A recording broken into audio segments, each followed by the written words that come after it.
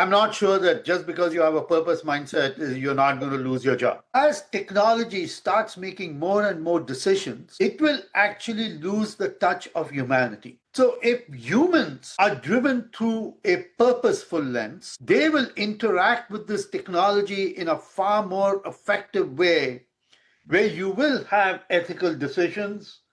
You will actually start building more trust because you're actually embedding meaning into the work that you're doing. It is about how are you going to eventually leverage AI for the benefit of the community at large.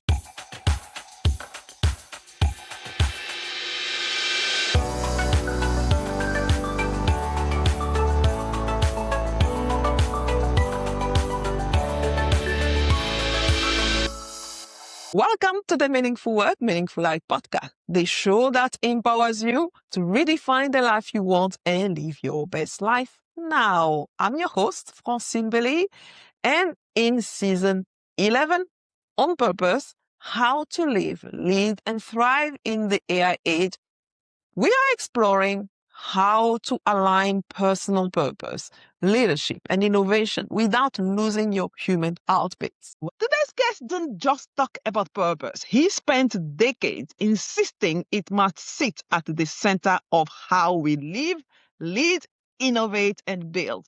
Akhtar Badshah led Microsoft Global Philanthropy at a time when tech power was accelerating and accountability was falling behind. His book, Purpose Mindset, documented corporate philanthropy and a system that is built for contribution where the alumni continue even in these footsteps. And this is the third time that Akhtar is joining me in the podcast. And he first joined me in episode 8 and again in episode 87. And each time he left us with the same challenge. Purpose is not a luxury. It is a responsibility. So in this conversation, we are going further because we are now living in an AI age where we are moving faster than our meaning making and where fear of irrelevance is reshaping how people think about work. Hi, Akhtar. Welcome to the Meaningful Work, Meaningful Life podcast. Thank you very much, Francine, and really looking forward to this conversation. Thank you so much. You've been on this platform, as I was saying, at least today is the third time. And we have covered major changes, COVID, the great resignation, do you remember? Yes. And now the AI revolution. And obviously, your insights have been very, very insightful. And before we get to the core of our conversation, tell us, when you remove all the titles, who are you? I think all of us are just humans, right? We are humans, individuals who exist because the world exists around us. And unless we recognize that we are all in it together, Hmm.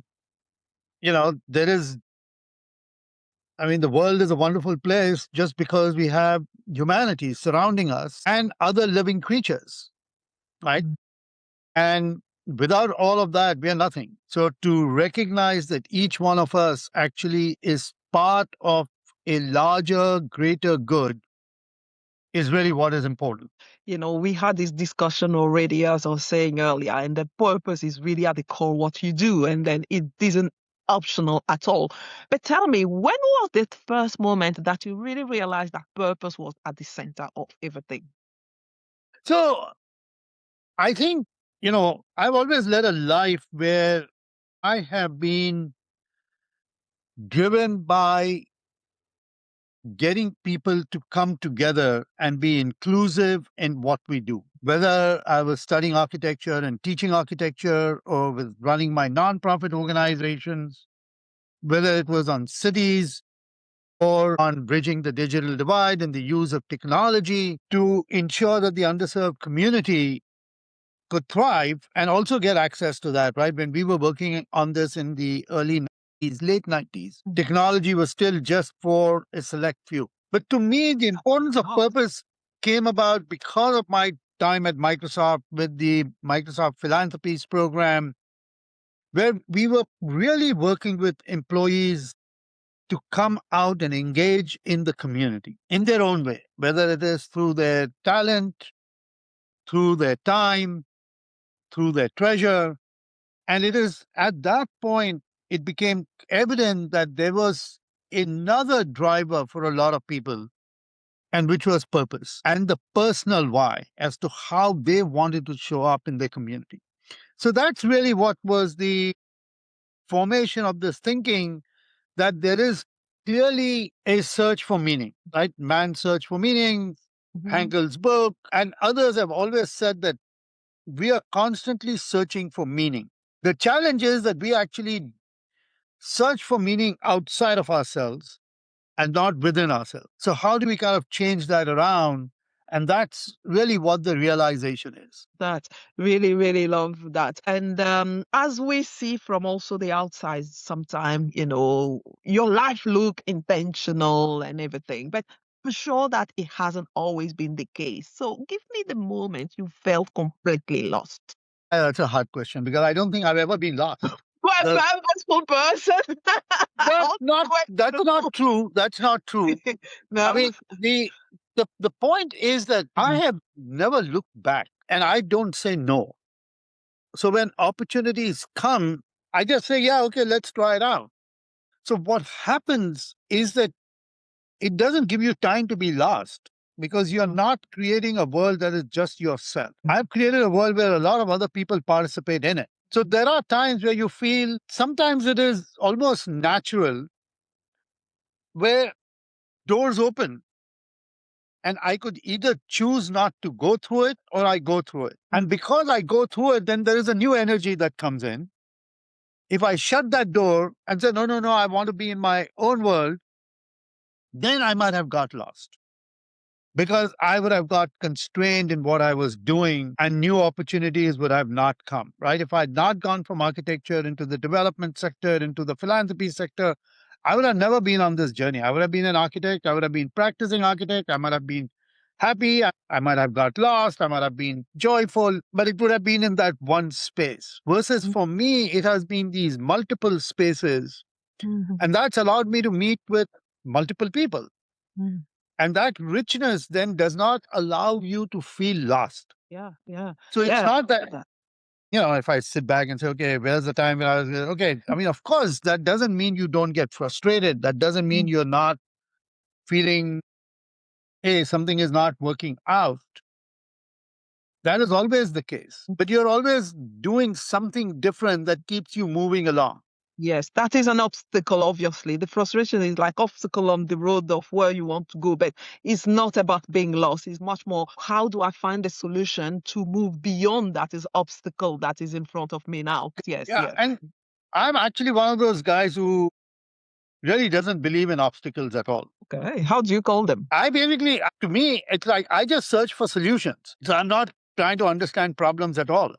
So when somebody asks me, go solve a problem, I say, I have no idea. You solve it. I'll go design a future that I want to be in. So the solution that you are looking for is solution for what then?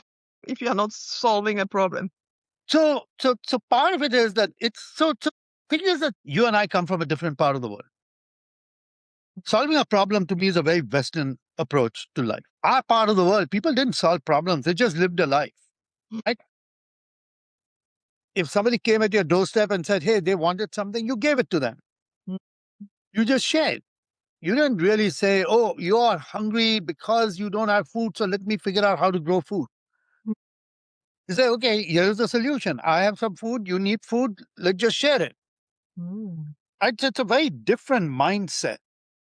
And the mindset is let's create the world that we want to be part of. That doesn't necessarily mean that at some point you're not understanding what may not be working.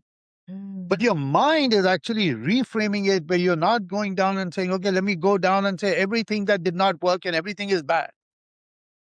Because there are good things that happen. Let's just keep building on it. It's a whole different philosophy of life. And that philosophy is called Appreciative Inquiry, which is also AI. And Appreciative Inquiry is a book and a management tool written by Saurabh Srivastava and David Cooper. And they've been using this as a business management and a personal management tool for decades now, since the 90s. So they basically say, discover the best in you, what gives you life, and do more of that. And stop worrying about problems, because problems will always come, Yeah. Yeah. I right? love that mindset. I totally love that actually. That's true actually. I never thought about solving a problem is like a Western approach of life. You know, when you think of things all the time and you don't even question your assumption, you don't even know that you're assuming the way things are. But as you are talking about this, yeah, that is a different, totally different way of approaching life. When you're approaching life with this appreciative inquiry in mind and looking for solution rather than solving problem. You are not going around solving problem, but you are actually going around looking for solutions to whatever But you are looking to do. so the way to kind of think about it is that you're not just randomly coming up with solutions, right? I mean, Mm, essentially what you're trying to discover is what gives you life, right? So start with what are your strengths, what are your values, what gives you life, build on that. From a organizational perspective in a group, first think and say, what defines us? This is what is good in us. This is what as a collective we are good at. And then start dreaming where you want to be. And then design that path and then deliver on it. Right. So this notion of now that obviously in that conversation you will talk about certain things that don't work and certain things that have to be improved. But it's the approach that you take, mm, right? mm. Is my glass half full or is my glass half empty? The water is at the same level. How do you look at it? That's lovely. So that's the way to kind of think about it, right? So it's not about just randomly coming up and saying, this is what I want to do. But it Mhm. is really first sitting down and saying, what works? What are we Yeah. good at? Yes, yes, yes, And yes. how do we continue to do more? So then the things that don't work, slowly how you approach it shifts. So tell me, in your book, Purpose Mindset, also, you have one of the table that I love. I got the audiobook actually, and then I got like the PDF at the end. You have like a table, fixed mindset, growth mindset, and purpose mindset. Tell us the difference with those three approaches of mindsets. So I think it's very simple, right? I mean, the work that was done by the professor at Stanford, whose name I'm just completely Carol Dweck, I think. Carol Dweck, thank you very much. She came up with this framework of the growth mindset, right? And she essentially said that we should not have a fixed mindset. We should actually be continuous learners, continuously grow, and therefore develop ourselves. Now, there are people that will argue that you should also work with your fixed mindset, right? Because at some point, you've actually got yourself educated, you've got yourself skills, and there's no point continuously learning new skills, right? That there are certain skills that you should apply. So there is always a challenge, but I think, you know, Carol was really talking about kids and young people and the work that she was doing there, that how do you continuously learn and grow.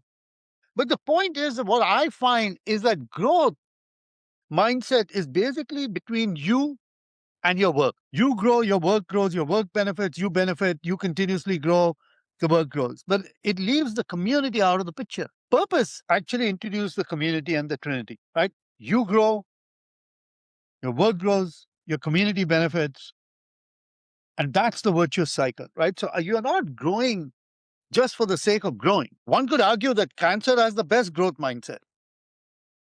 It just grows. Is that really what you want to be? Mm. Right? So, how do you really think about what is the implication of growth? I mean, I can argue that, because we've actually gone so overboard with our commercial interest and commerce and just buying for the sake of buying, that we are basically destroying the earth. We just buy. Consumerism is rampant. That's a growth mindset. Companies are dependent on you buying their stuff, otherwise they will go out of business. But you know, so we don't sit back and think what does growth actually eventually lead to. But that doesn't mean that what Carol said was wrong.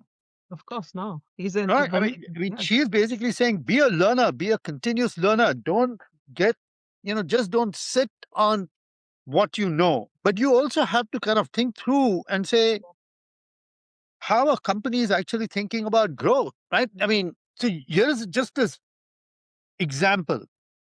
My son has a home security system, whatever it is, with those cameras at home and all. It's several years old.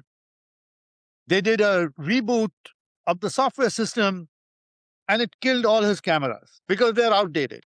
So he had to go buy new cameras. Now, why did you do a system that his cameras were working fine, right? So why are we being forced to buy something new? That's just a forced function of growth. So it's that which becomes an issue as to how do you actually think about the value of growth. And to me, purpose introduces that third element of the Trinity, which is yourself, your work, and your community, and how you show up. Yeah, yeah, yeah, yeah. Is there something even higher than purpose mindset? Well, one could argue that I'm not. I don't want to kind of create these. I know that is not a hierarchy, but They hierarchy. But evolution. then, Yeah. there are people who actually have a very deep spiritual mindset. They show up in a very different way, right? So clearly there are different ways in which people show up. But the point that I'm trying to make is whatever you do, don't just focus on the me, the self.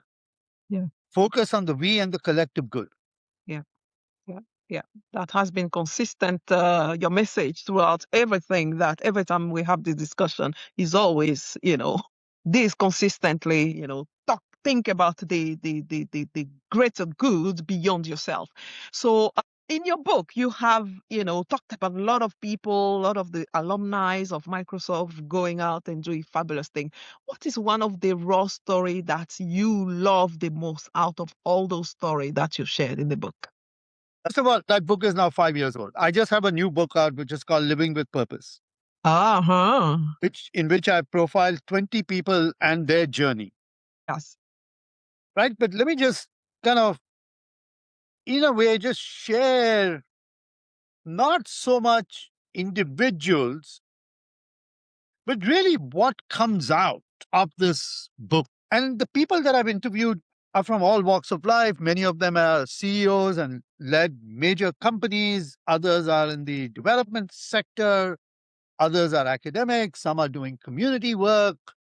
Some are their own small businesses.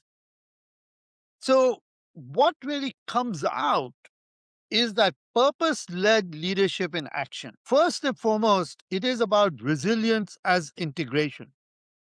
Almost everybody has gone through some challenges and they consciously change that challenge into a meaningful narrative. Second, empathy as innovation.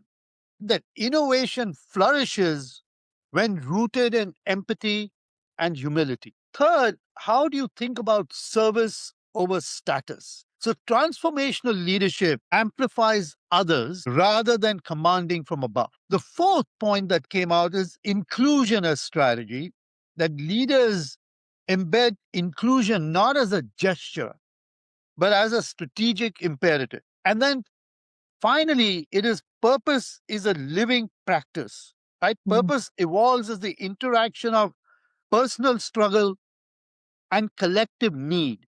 So, Yeah. to me, what these stories exemplify is that as that people show up in all walks of life, but not just about themselves. You obviously start from yourself, but then it is the family, it is the community, it is your faith, it is the work that you're doing. And that becomes this concentric circle. Yeah, yeah, yeah, yeah. I love that one. So now let's talk about AI and the implication of purpose mindsets when we are in AI age. So with AI around everything and going so faster than our even meaning making, how does somebody who have this purpose mindset you know, can reconcile the fact that so many people fear about losing their job today? So what purpose mindset can help them do? So So, I'm not sure that just because you have a purpose mindset, you're not going to lose your job. Of course, you're going to lose your job. However, So let's first talk about it in terms of why is it important yes. for individuals and organizations to be driven by purpose in the age of AI. As technology starts making more and more decisions, it will actually lose the touch of humanity. So if humans are driven through a purposeful lens, they will interact with this technology in a far more effective way where you will have ethical decisions. You will actually start building more trust because you're actually embedding meaning into the work that you're doing.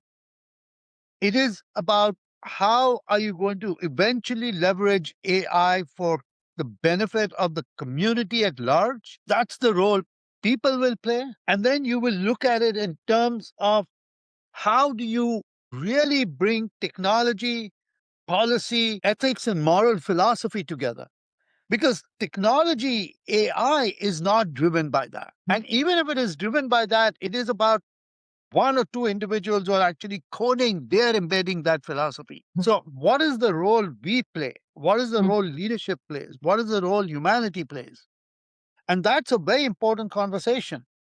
When you really look at it, even today, Deloitte and Touche has done a survey, and almost 40% they actually look at companies that have a clear purpose are actually driving better financial results in this space. Now, from individuals, it is really your purpose becomes your fundamental why, and it is your anchor. It is really what is going to get you through upheaval, get through to turmoil, get through you through challenges that may come, whether you've lost a job, gained a job, gone into a different field. How do you ensure that you are building your skill sets where you are adding value from a human perspective rather than just from a technology perspective? People who are just technology drivers, they will become less and less valuable. You may actually be valuable because you know a particular part of the code and particular part of the technology, and for a few years you will actually have a great career. But as technology grows and learns from you, they will then do that work much better than you. So unless you are actually able to evolve and add a human element to it, you may start becoming, then you will have to start fighting with technology for your job. So to me, that's the more important part, right? That how do you actually create these commonalities where you are driving the decision, right? Today, almost all of us are using AI. And part of the challenge with AI is that as much as it says, it gives you the ability to do higher quality work, I really don't know what that means, right? I can now basically go to ChatGPT or Copilot or whatever it is and say, hey, you know, write me a little piece on the importance of purpose in the age of AI, and it'll spit out this whole nice sounding document. But now I've lost the ability to actually use my brain to have written that. Now it could say that, okay, now you can actually edit it. Now I'm guided by what AI has highlighted versus actually I spending time and really doing deep research and do deep work. So we have to kind of learn and we have to evolve. And, a lot of this is convenience. Yeah. But in the age of convenience, are you going to lose the effectiveness of what we show up? Because what I believe is humans are the ones that are actually going to be the intermediary that is going to move us from efficiency to effectiveness. Technology will always drive efficiency, but efficiency does not necessarily mean that it is effective. Just because you do things the right way doesn't necessarily mean you're doing the right thing. So humans make that decisions of picking the right thing to do versus doing things the right way. So efficiency is about doing things the right way. Why is it so difficult, though, for people and organizations to be purpose-led? It's quite difficult to get there. So let's talk about individuals first. Yes. I think we have to be very careful of just attaching purpose to work. Purpose is you and how you show up for life. Work is one component of your life. There are people who will find enormous amount of purpose through the work that they do, and others may only find small amounts of purpose in the work that they do. But we have to learn to actually live with purpose in every aspects of our life, which is for ourselves, for our family, for our community, through our faith, and then through our work. And if people start recognizing that, then they can actually see that there are times when work might give them more purpose, and there are times where community might give them more purpose. Work cannot be your only driver of purpose. So that's from an individual perspective. From a corporate perspective, for a company perspective, what happens is that we are very satisfied that we've actually created a mission, we've created our values, we've created our vision, and we say, okay, now if we do all of that, we'll show up with purpose. But that's not always the case. Companies have to go and spend time to think through what is their purpose, why do they exist. A lot of people that I go through my workshops and retreats and think, okay, my purpose is to make money. No, that's not your purpose. That's not why you were put on earth. Money. Exactly. What money gives you, actually? What are But you it is trying to get through money?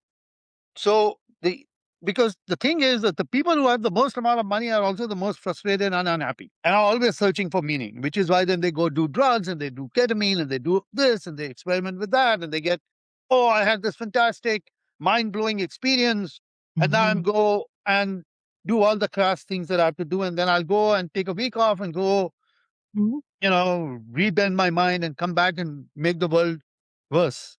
So that's not what you want to do. What you want to really do is how are you showing up in everything you're doing that adds value? So that's very hard because our whole world has been created as a transactional place. You work hard, you suffer, so you can have things, so you can be happy. But you're never happy.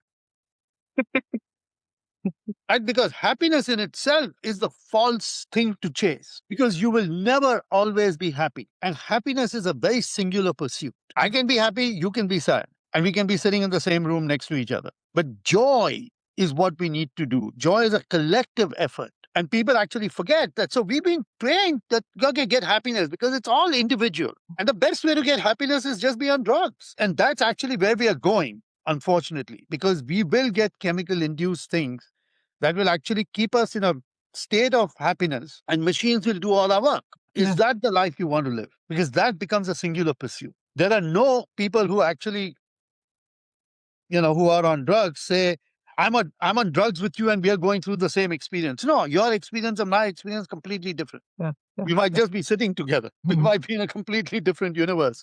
So the question is that as humanity, see, when people go for a sports event, they experience joy. Even when your team loses, you come back, you go with somebody, even if you've gone alone, there is 10 other people with you, you high five with them, you chat with them, you congratulate each other. That's a collective experience. And that's why people go to sports. Yeah. So if you can help people right now who feel that they have been disconnected to their purpose, how can they reconnect it? How can they refine it, especially in AI age? This is, I think, like exercise that many people have to do, right? To separate themselves from the value they can bring to what the machine can bring. So while, we do these workshops, right? I do workshops. In fact, I'm going to be in India, starting next week, and I'm running these 2 retreats there for individuals, right? Yeah. To help them through this journey of articulating their purpose and using that as a way to rethink how they want to show up. Yeah. So it requires work. But the first thing, at least for your listeners, is just start with your strengths. What are you good at?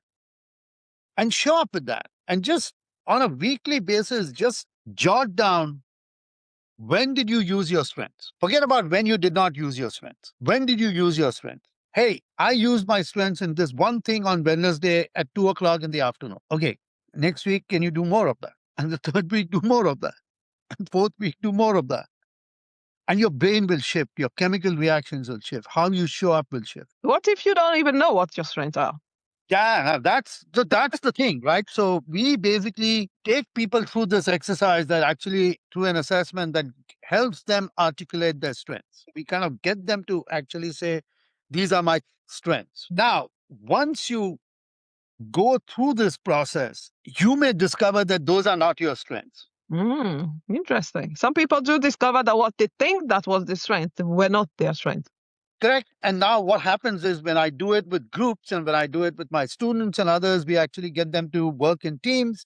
And then as a team, they start saying, hey, but this is what you're good at, not what you said you were good at. Yes. So Yes. 4 weeks from, they start discovering, actually, that's not what it is. This is what I am. So the basic thing is that you're now training your mind to become conscious about how you're showing up. It's like atomic habits. It's these small habits. And then, 6 months, 7 months, 8 months, 9 months, it becomes second nature, right? Yeah. And that's what we are trying to get people to think through. Mhm. Yeah, I mean, I don't sit down and, Mhm. say, what are my strengths? I mean, I do things. Mhm. And then if I reflect back and say, okay, what was the thing that gave me most joy? What are the Mhm. one time I felt truly alive? And then what was that?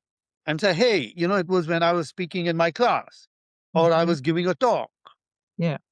or when I had this conversation that made Mhm. me feel alive, and say, okay, what was that, and what Yes. what were you doing? Then it's okay, Mhm. this is what I was doing, so that's my strength. Yeah. Yeah. Like, can I That's do more? yeah, yeah, yeah, yeah, yeah. That's very useful. Actually, to really reconnect is what really give you life. If you spend your time doing something that give you joy, but you haven't even think that this is your strength because you have not deliberately think about that. Obviously, you don't know that that's your strength. So, and also what I like about your group session is the feedback from other people as well, because other people see you in a group or at work or somewhere, and then they can see what you are good at as well. So then they can help as Yeah. well. So having the feedback of other people is very important as well. I mean, I had a friend who, was very senior at a major tech company, stressful job, whatever it is. He would find joy in going to the children's hospital and volunteering and sitting with these kids who had cancer. They just sit with them for 2 hours. He never, I mean, when you see him, he's this high charging mouth with these kids. He could just go and sit, and 2 hours would go by, and then he would go, and he said, that just completely recharged me. Mm. So discover these things, right? Mhm. It's both you are showing up, but you're also recharging yourself. Yeah, That's and you just don't your, have to actually reconvert and leave your high-tech job to go and work in hospital, right? You can just add that to what actually you are doing as well. what he discovered was that he was good with kids. He was really awful with humans, Yeah. adults. He was like this high powered executive. You do exactly what I tell you to do. Kids, he just like to go sit with them. And that changed his way of actually showing up eventually. Oh, okay. Because so each one can discover that, right? Some just love to go be part of a group and sing. A lot of people do that, right? It becomes their thing.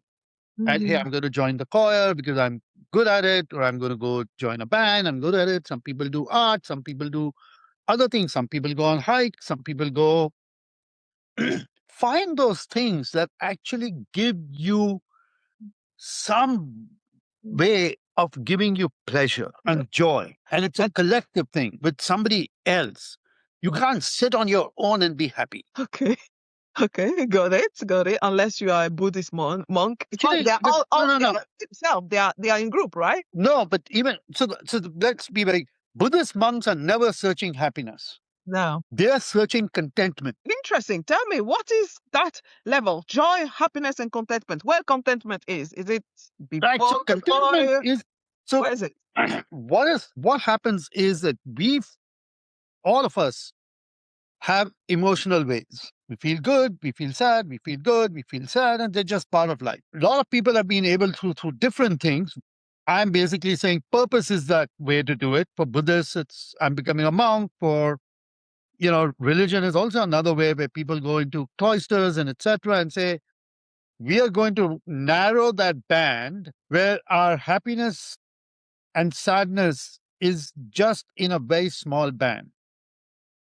What clearly with meditation and patience and Buddha and others were able to do was to narrow it down to as small a place where they had very limited fluctuations of emotions. Yeah. Equanimous. That was equanimous, right? Yeah. Equimanity. Yeah. Most of us are never going to get that level of equimanity. Mm-hmm. But the narrower the band you can make, the more content you become. You don't get too excited or you don't get Mm-hmm. too depressed. Purpose is one way that allows you to narrow that band from way high experiences to more moderate experiences. And that's when you start discovering meaning in what you're doing. So, what are the rituals you can take to narrow that band? For some, it is meditation. For some, it is yoga. For some, it is other things. For some, it Mindfulness, is all kind of stuff. Yeah. Walking in the park. I walk 5 miles every day, every Mm-hmm. single day. After Really? this is over, I have to go for my walk because I have a meeting. I'm going to walk to my meeting. And that gives me that singular space to focus on myself. So find something that you can do that is your own little thing that allows you to narrow that band, which doesn't mean you don't. I mean, at least most of us should feel happy and should feel sad, but the focus should not be on happiness. The focus should be on being joyful and being content. Yeah. Cool. That's wonderful. So if let's go back in organization again, if you try to redesign how company measure success, what metrics would you replace everything we know today with? I mean, I'm not really sure that that's the work that I'm focused on. So it's very hard for me to answer that question because I really don't want companies to change the way they work, they do things. What I want them to focus on is how are they showing up. First and foremost, every company cannot just be extractive. It cannot just function to keep extracting value and not reinvesting back into the community. Because at some point you will disappear. So how do you show up? Let's also just look at what strengths do companies have. First and foremost, a company exists because it has its people. First Yeah. of all, it has some product. It has an acumen, gives something. So let's make sure that whatever you are doing actually adds value to the world and not just extracts it. Second, you have people. And you can actually engage your people to not just do the work that they're doing, but they also exist in the community because they don't live in your workplace. They live in the community. They have a life outside of work. And how do you get them to focus their time, their talent, and their treasure on behalf of the community? Third, the company itself has resources that it can invest back into the community. However you think about it, right? It doesn't have to be multi-million dollars, but even small things can actually make you rooted. And fourth is that the companies have a voice and they can advocate on behalf of issues. Don't silence yourself. And if you did all of that along with what you are producing, then how you produce what you produce will change. It's not about giving back, it's actually about showing up. Yeah, yeah, yeah, yeah. I love that.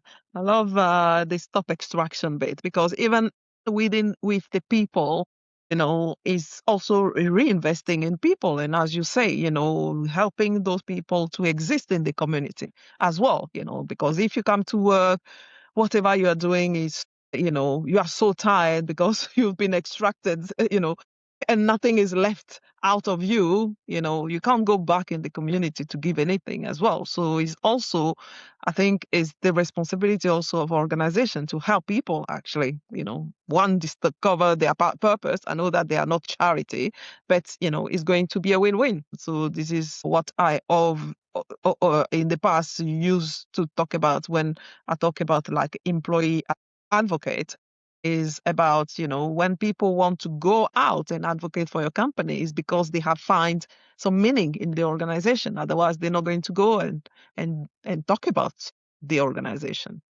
So I love the fact that, yes, so stopping the extraction is part of the strategy that the organization can use.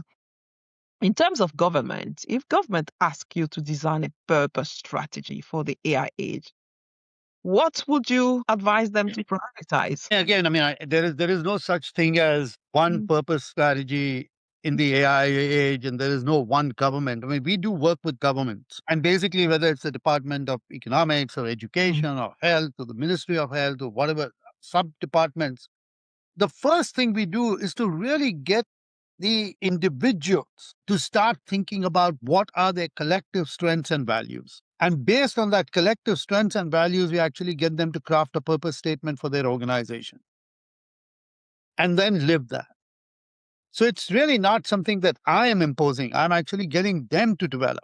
And that is really what is more important. Have you seen some governments at the moment that inspire you, that are doing something purposefully as such? I mean, look, Well, I think it's very hard. Like, I mean, there is no such thing as this is the best thing or the best thing, right? I mean, government's job is to provide support into the community. Most of them do that under the constructions of how they know.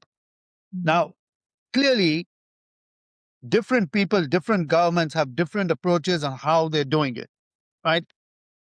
Some smaller countries have been very successful, whether it's the Scandinavian countries, etc., where they've been able to provide the services needed for all citizens in some form or the other.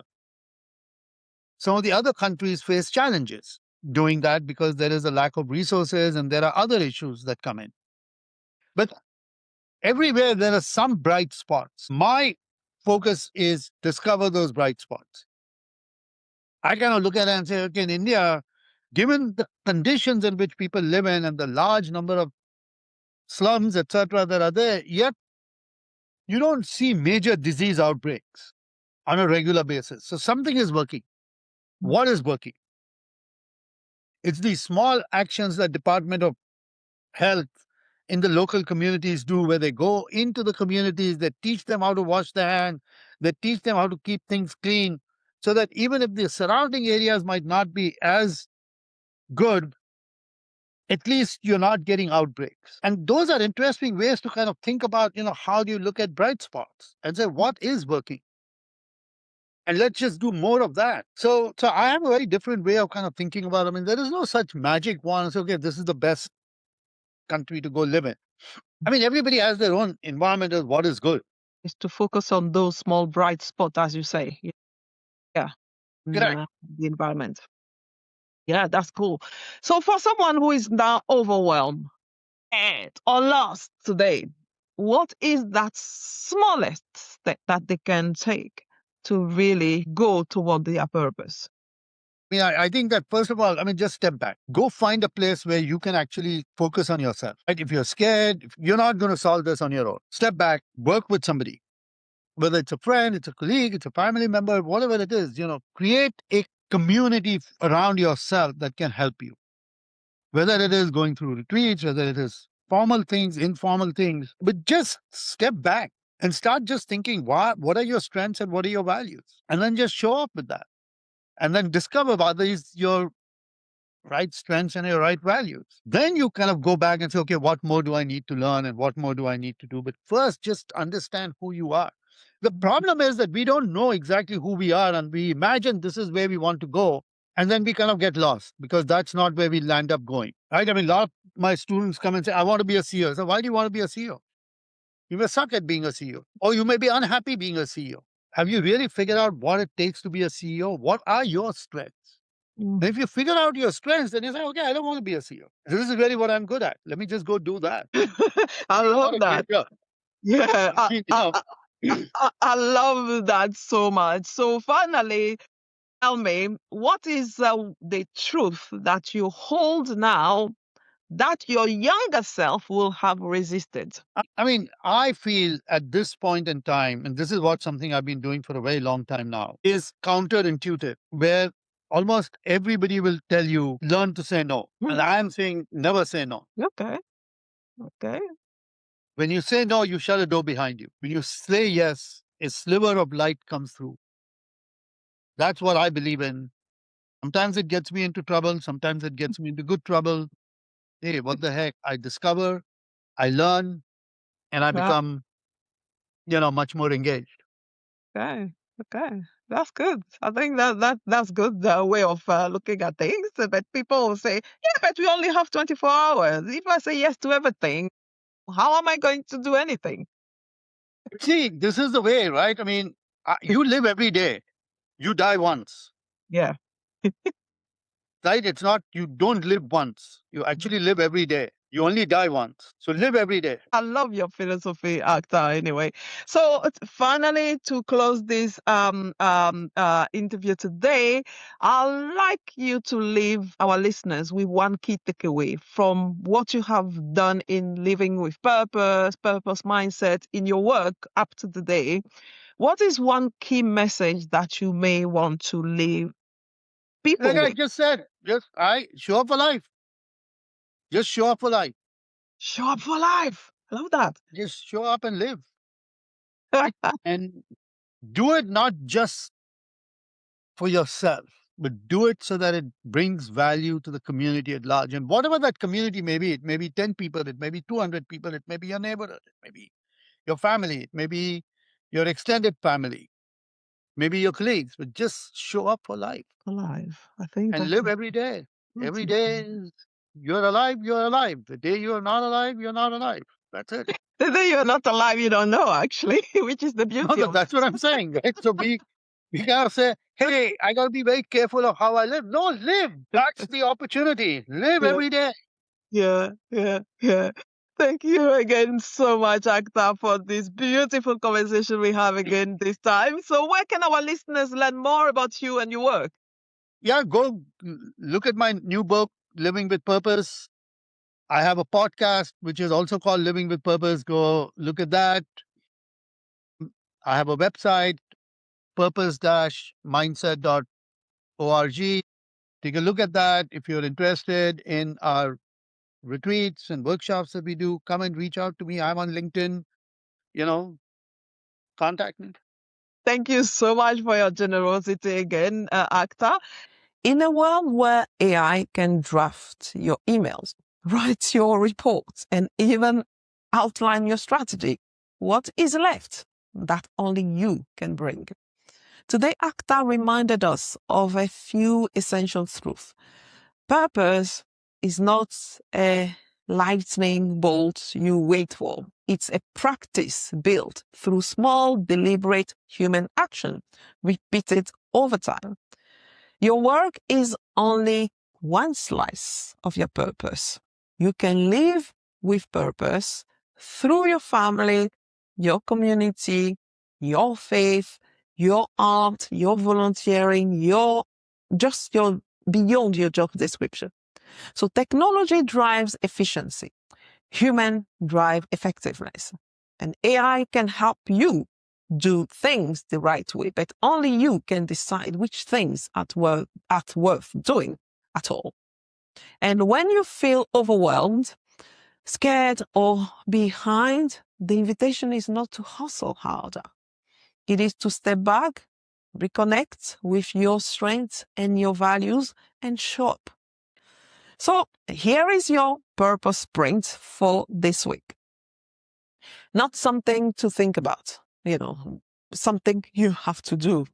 Step 1. What gives you life? Think of one moment in the past month when you felt fully alive at work or in your life. What were you doing then? Who benefited?